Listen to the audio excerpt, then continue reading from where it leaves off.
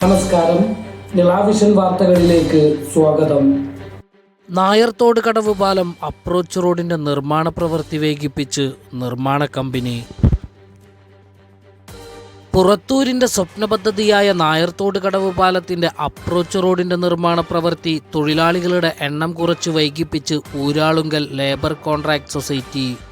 ഭൂമി ഏറ്റെടുക്കൽ നടപടി പൂർത്തീകരിച്ച് അപ്രോച്ച് റോഡിന്റെ നിർമ്മാണ പ്രവൃത്തിക്കായി സ്ഥലം വിട്ടു നൽകി 15 ദിവസങ്ങൾ പിന്നിടുമ്പോഴാണ് നിർമ്മാണ പ്രവൃത്തി കമ്പനി ആരംഭിച്ചത്. കൂട്ടായി കടവ് പാലം ഭാഗികമായി അടച്ചതോടെ തീരദേശ മേഖലയിലേക്കുള്ള യാത്രാ ദുരിതം രൂക്ഷമായതോടെ സ്ഥലം MLA ഉൾപ്പെടെ നിർമ്മാണ കമ്പനി അധികൃതരുമായി സംസാരിച്ച് അപ്രോച്ച് റോഡിന്റെ നിർമ്മാണം വേഗത്തിലാക്കാൻ ആവശ്യപ്പെട്ടെങ്കിലും നടപടിയൊന്നും ഉണ്ടായില്ല. മാർച്ച് ആദ്യവാരത്തോടെ തെരഞ്ഞെടുപ്പ് പെരുമാറ്റച്ചട്ടം നിലവിൽ വരും.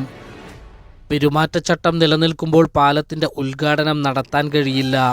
അങ്ങനെയെങ്കിൽ നിയമസഭാ തെരഞ്ഞെടുപ്പിന് ശേഷം മാത്രമേ ഉദ്ഘാടനം നടത്താൻ കഴിയുകയുള്ളൂ.